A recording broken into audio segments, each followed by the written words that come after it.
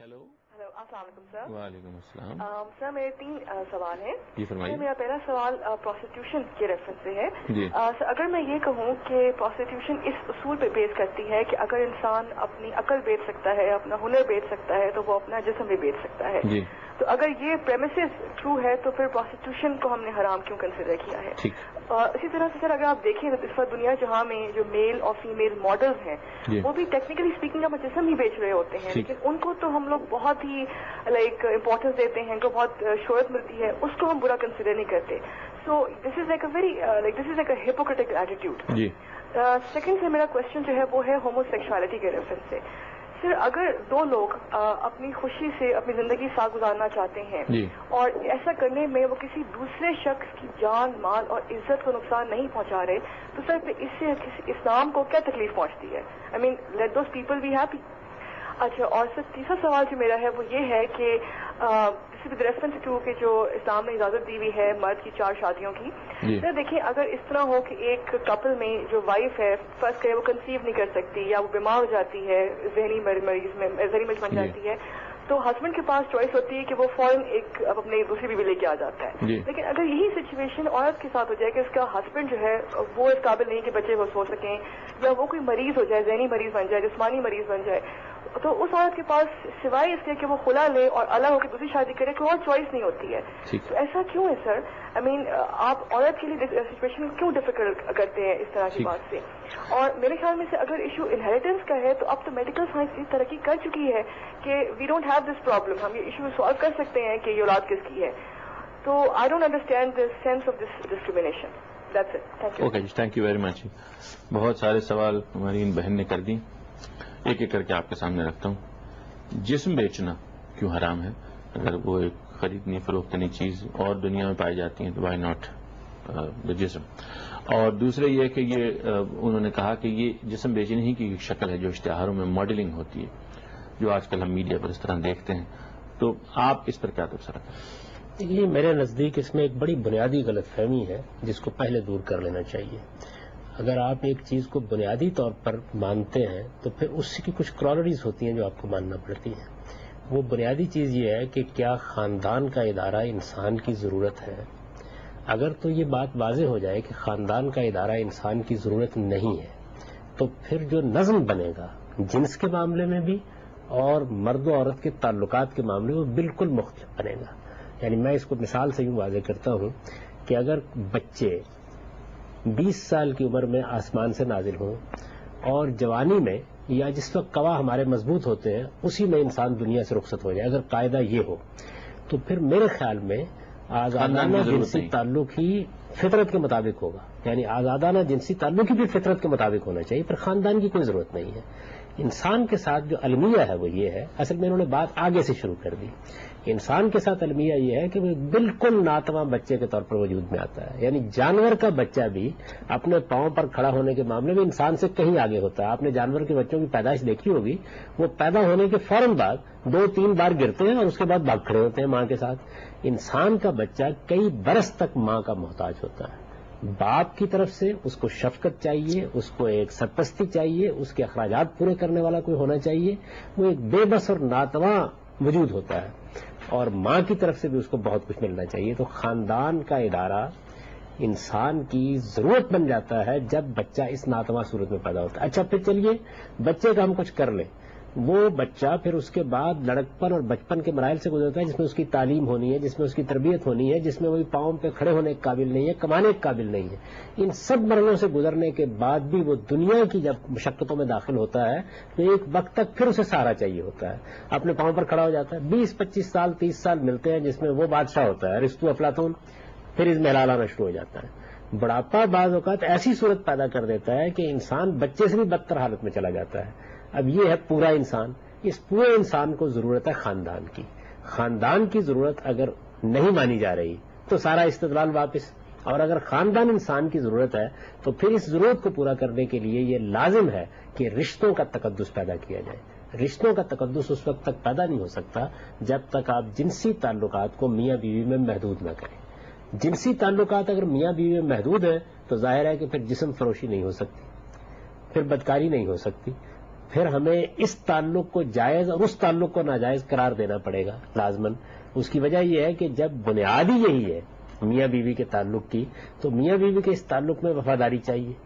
وفاداری اس وقت تک وجود میں نہیں آ سکتی جب تک اس کے لیے تحریر قائم نہ کی جائے. اور ماں کو ایک گھر کا ہو کر رہنا چاہیے، ایک خاندان بننا چاہیے، اس کا ایک سرپرست ہونا چاہیے، اس کا ایک سربراہ ہونا چاہیے، اس میں اخراجات اور معیشت کی کسی پر ذمہ داری ہونی چاہیے. یہ ساری چیزیں جو ہیں یہ اس ادارے کو وجود میں لاتی ہے. جب اس ادارے کو ہم وجود میں لاتے ہیں تو یہ ساری چیزیں جتنی بیان انہوں نے کی ہے پھر ان سب کو روکنا پڑتا ہے. اور اگر یہ انسان کی ضرورت نہیں ہے تو ان میں سے کسی چیز کو بھی روکنے کی ضرورت نہیں. ہم جب کچھ جزیات ہیں ان کے سوال کی، وہ میں چاہتا ہوں اس پر بعد میں آپ سے بات کروں. ایک سوال اور لے لیں. السلام علیکم. السلام علیکم جی. وعلیکم السلام. میں اسلم بول رہا ہوں پشاور سے. جی سر. میرے دو چھوٹے چھوٹے سوال ہیں. جی. پہلا سوال یہ ہے کہ کیا زکوٰۃ کی رقم میں سے مدرسے میں جو طالب علم تعلیم حاصل کر رہے ہیں جی. ان کی کفالت کے لیے، ان کے کھانے پینے کے لیے خرچ کی جا سکتی ہے کہ نہیں؟ ٹھیک. اس کا دوسرا ایسا یہ ہے کہ کیا یہی زکوٰۃ کی رقم ایک بہت ہی قریبی عزیز ہیں جو نہایت ہی کسب پرسی کی حالت میں زندگی گزار رہے ہیں، ان کو دینا افضل ہے کہ یا مسجد میں جو مدرسے میں طالب علم تعلیم حاصل کر رہے ہیں ان پہ خرچ کرنا افضل ہے؟ ٹھیک ہے. بہت ٹھیک ہے. السلام علیکم. جی بات کریں. السلام علیکم جی. جی جناب. السلام علیکم. السلام علیکم جی. میں اس میں جیو پہ پروگرام دے رہا تھا کامدی صاحب کا حدیث کے متعلق جو حدیث کا مقام ہے ہمارے دین میں، تو اس میں کال کی سہولت نہیں تھی. اب جی اس پہ آج پہ ہے. میرا سوال ہے سیکھا متعلق گاندھی صاحب سے کہ بعض علماء کرام ہمارے معاشرے میں ایسے ہیں جو حدیث کو اہمیت نہیں دیتے، فقہ سے بات بتا دیتے ہیں. تو ہم ان کے پاس جب مسئلہ پوچھنے کے لیے جاتے ہیں نا تو ہمیں قرآن و حدیث سے مسئلہ نہیں بتاتے. وہ کہتے ہیں فقہ کے مطابق یہ ٹھیک ہے، ہماری فقہ ٹھیک کہتی ہے. وہ ایسا علماء کیا ہم کیوں کہتے ہیں حدیث کو کیوں پیچھے کر دیتے ہیں؟ حالانکہ ابو حنیفہ رحمۃ اللہ نے اپنی فقہ میں فرمایا بھی ہے اگر میری بات قرآن و حدیث کے مطابق فقہ نہ ہو اس کو رد کر دے، چھوڑ دے، اس کو مت مانے. ٹھیک ہے. تو خود انہوں نے فرما دیا ہے کہ فقہ کو مت لیں جو قرآن و حدیث کے مطابق نہیں ہے. اس کے دیکھیے بات یہ ہے کہ ایک ہے جسم بیچنا، جسمانی میں انہوں نے استعمال کیا ہے، اس میں تو مرد و عورت کے درمیان ایک تعلق پیدا ہوگا نا. یعنی یہ کام تو کوئی تنہا نہیں کر سکتا. جب بھی یہ معاملہ ہوگا کسی دوسرے مرد سے تعلق پیدا ہوگا. جب دوسرے مرد سے تعلق پیدا ہوتا ہے تو پھر اس کے بعد خاندان کا ادارہ وجود میں نہیں لایا جا سکتا.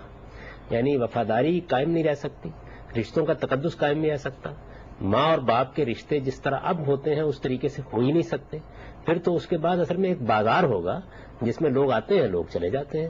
اس کے علاوہ آپ جس کو آپ خاندان کہتے ہیں، جس میں بڑے مقدس رشتے وجود میں آتے ہیں، جس میں ماں ایثار کرتی ہے، جس میں بیٹا ایثار کرتا ہے، جس میں ماں باپ کو بڑھاپے میں کندھوں پر اٹھایا جاتا ہے، یہ سب کچھ ختم ہو جائے گا. یعنی اس کو وجود میں لانا ممکن نہیں ہوگا. تو جسم فروشی میں یہ ہو جاتا ہے. اب رہ گئی ماڈلنگ. تو ماڈلنگ ہو یا کوئی اور چیز ہو اس کو پھر اس اصول پر دیکھا جاتا ہے کہ کہیں وہ کسی خرابی کا باعث تو نہیں بن رہی. یعنی یہ چیزیں اپنی اصل میں ممنوع نہیں ہوتی بلکہ کسی اخلاقی خرابی کی طرف لے جانے کا اگر باعث بنتی ہیں تو ان پر تبصرہ بھی کیا جاتا ہے. تو قرآن مجید میں دو طرح کے احکام ہوتے ہیں یا ہمارے دین میں. ایک وہ ہے جو اصلاً ممنوع ہے، جیسے بدکاری یا زنا اصلاً ممنوع ہے اس لیے کہ اس سے خاندان کا ادارہ ختم ہو جاتا ہے، قائم ہی نہیں رہ سکتا. پھر ڈور ڈنگروں کا ایک گلہ ہوگا جس میں جو جی چاہے آپ کرتے رہیں، پھر کوئی بنیاد نہیں رہتی باقی. تو یہ تو حرام ہے اور اصلاً حرام ہے. اس کی طرف لے جانے کا ذریعہ کیا چیزیں بن سکتی ہیں، اس میں بعض چیزوں پر پابندی لگانی پڑتی ہے. تو ماڈلنگ پر اگر گفتگو کرنی ہوگی تو اس زاویے سے کرنی ہوگی، اس سے وہ فساد نہیں پیدا ہوتا. یعنی ایسا نہیں ہوتا کہ ایک عورت مختلف مردوں سے تعلق پیدا کر لیتی ہے، اس کو جسم فروشی کہنا بھی نہیں اور اس کو چاہیے. جسم فروشی کہنا بھی نہیں چاہیے. اچھا جناب، اس میں کچھ اخلاقی پہلو ہو سکتے ہیں قابل اعتراض. ہر چیز کا ہم اخلاقی لحاظ سے جائزہ لے سکتے ہیں، لیکن اخلاقی لحاظ سے جائزہ لینے میں کچھ چیزیں اصلاً ممنوع ہوں گی اور کچھ اس وجہ سے روکی جاتی ہیں کہ وہ اس کی طرف لے جانے کا باعث بن سکتی ہے. اچھا یہ فرمائیے کہ ہومو سیکشوالٹی جہاں پر دو لوگ راضی ہو کے کوئی یہ کام کریں تو اس پر اعتراض کس بنیاد پر؟ وہی بنیاد ہے اس کی. لیکن بات یہ ہے کہ جس وقت یہ تعلق پیدا ہوگا تو پھر وہ وفاداری کا تعلق جو میاں اور بیوی میں وجود میں آتا ہے وجود میں نہیں آ سکتا. خاندان نہیں بنے. یعنی آپ یہ کر نہیں سکتے کہ آپ ایک جذباتی تعلق کو باہر بھی رکھیں اور اندر بھی رکھیں، یہ ممکن نہیں ہے. اصل میں میاں بیوی کا جو تعلق ہے یہ تعلق اپنے اندر غیر معمولی تقدس کا حامل ہے. آپ دیکھیے کہ جو تہذیب اس سے پہلے ہزاروں سال تک رہی ہے اس تہذیب میں تو یہ رشتہ ایک آسمانی اور ایک الہی رشتہ سمجھا جاتا تھا. کیوں؟ وجہ کیا تھی؟ اگر اس کو وہ تقدس حاصل نہیں ہے تو وہ ایثار، وہ قربانی، وہ محبت وجود میں نہیں آ سکتی جس کا اس سے تقاضا کیا جاتا ہے. پھر اس کے بعد تو یہ ہو سکتا ہے کہ ایک بچہ پیدا کرنے کے بعد آدمی کہیں پھینک کے چلا جائے. آخر آپ کیسے ماں کو اور باپ کو مجبور کریں گے کہ یہ بچہ پیدا ہوا ہے تو اس کی ذمہ داری آپ کے اوپر ہے، اس کے اخراجات آپ کے اوپر ہے، اس کی بیماری ہے، اس کا علاج ہے. آپ یہ دیکھیے ماں کرتی کیا ہے. ہماری اس بہن کو شاید یہ یاد نہیں ہے کہ ان کی اپنی پیدائش کے بعد اس عمر تک ان کو پہنچانے میں ان کی ماں نے کیا کردار ادا کیا ہوگا، ان کے باپ نے کیا کردار ادا کیا ہوگا. یہ رشتے اگر ایک بار اس تعلق کو آپ حدود سے آگے جانے دیں، یہ قائم ہی نہیں رہ سکتے کسی طرح سے. اچھا، یہ جو بات ہے کہ مردوں کو اجازت ہے کہ وہ 4 شادیاں کر لیں، تو ظاہر ہے وہ عورتوں کو اس طرح کی کوئی اجازت نہیں ہے. ان کا سوال یہ ہے کہ اگر مرد کے ہاں اس کی کسی بیوی میں اگر ایک ہی بیوی ہے، اس کی کوئی مسئلہ ہو تو پھر وہ دوسرا نکاح کر لیتا ہے، تو عورت کے ہاں کیا اس سلسلے میں اگر یہ اس کے ہاں اس کے مرد کے ہاں یہ چیز پیدا ہو تو ایسا کیوں نہیں ہونا چاہیے؟ وہی وجہ ہے، اس کی وجہ خاندان ختم ہو جائے گا. دیکھیے نا، مرد کے کسی دوسری عورت سے شادی کر لینے کے نتیجے میں خاندان کا نظم نہیں بکھرتا، لیکن عورت اگر کسی دوسرے مرد کو قبول کر لیتے تو پہلے یہ شادی کے انسٹیٹیوشن کو سمجھیں. شادی جنسی تعلق کا نام نہیں ہے محض. شادی اصل میں ایک ادارہ قائم کرنا ہے. تو ایک ادارے کے اندر یہ تو ہو سکتا ہے کہ ایک سربراہ ہے اور اس کے تحت 10 لوگ ہیں. یہ کیسے ہو سکتا ہے کہ تمام لوگ اپنے اپنے الگ سربراہ منتخب کر لیں؟ اس وقت کی تہذیب کا مسئلہ یہی ہے کہ وہ مرد و عورت کا جو میاں بیوی کا تعلق ہے، اس کو جس جگہ سے اسلام دیکھتا ہے وہاں سے دیکھ ہی نہیں رہے.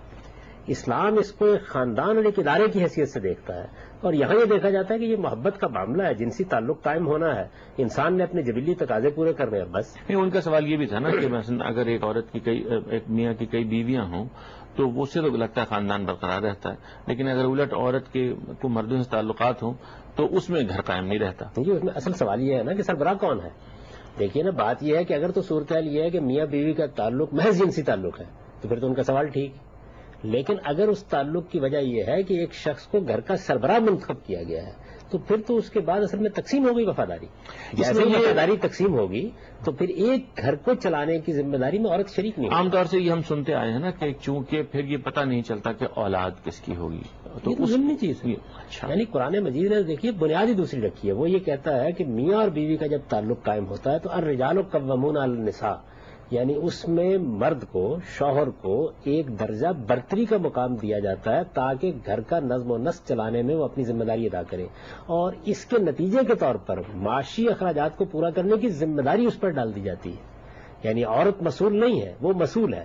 اب یہ ایک خاندان، ایک ادارے کی صورت اختیار کر گیا جس کا ایک سربراہ ہے، جس کے تحت پھر کچھ لوگ ہیں، جس میں اولاد بھی ہے، جس میں بیوی بھی ہے، جس میں دوسرے لوگ بھی ہیں. ان کی معاشی ذمہ داری اس پر عائد ہوتی ہے، اور اب ان لوگوں کو اس کے ساتھ قنوت اور ایڈجسٹمنٹ کا رویہ اختیار کرنا ہے تاکہ اس خاندان کے ادارے کو چلایا جا سکے. ہمارا جدید ذہن اصل میں خاندان کو بطور ادارہ تسلیم کرنے کے لیے تیار ہی نہیں ہے، اور جب بطور ادارہ آپ کسی چیز کو تسلیم نہیں کرتے تو آپ دیکھیے پھر حفظ مراتب بھی سمجھ میں نہیں آتا. اگر آپ یہ مانتے ہیں کہ ریاست ایک ادارہ ہے تو پھر ایک سربراہ بھی ہونا چاہیے، پھر کسی کو حقوق بھی ہونے چاہیے، پھر کوئی عدلیہ بھی ہونی چاہیے، پھر کئی فیصلے بھی ہونے چاہیے، پھر آپ کو کسی نظم کی پابندی بھی کرنی چاہیے. اگر ریاست کی ضرورت نہیں ہے، مثال کے طور پر ایک آدمی استدلال کر کے بتا دے کہ اصل چیز تو انارکی ہے، اسٹیٹ کی ضرورت نہیں ہے، تو پھر میں کسی کو سربراہ مملکت کیوں مانوں؟ کیا وجہ ہے؟ ظاہر ہے کہ ایک درجہ کم ہونا ہی ہے. ایک درجہ کم ہونا ہے مجھے ہر حال میں. ایک نے حکم دینا ہے، مجھے اس کی پابندی کرنی ہے. ایسے ہی مثال کے طور پر آپ کو کاروباری ادارہ قائم کرتے ہیں. اگر آپ یہ سمجھتے ہیں کاروبار بغیر کسی نظم کے چل سکتا ہے تو پھر تو کوئی ضرورت نہیں ہے نا اس کی کہ میں کسی کو اپنا باس مانوں. اس میں شوہروں کو ایک درجہ جو دیا گیا اس کی بنیاد ایک ہی ہے. یعنی وہ خاندان کو آپ ادارہ سمجھتے ہیں تو نوعیت بالکل اور ہو جائے گی، اور اگر آپ اس کو ادارہ نہیں سمجھتے، آپ سمجھتے ضرورت ہی نہیں اس ادارے کی، تو پھر استدلال اس پر کرنا چاہیے. یہ تو اس کے نتیجے میں پیدا ہونے والی چیزیں ہیں، کرونریز ہے اس کی. اگر آپ اس کو نہیں مانتے تو پھر اس کے بعد ان کی بھی کوئی ضرورت باقی نہیں رہتی.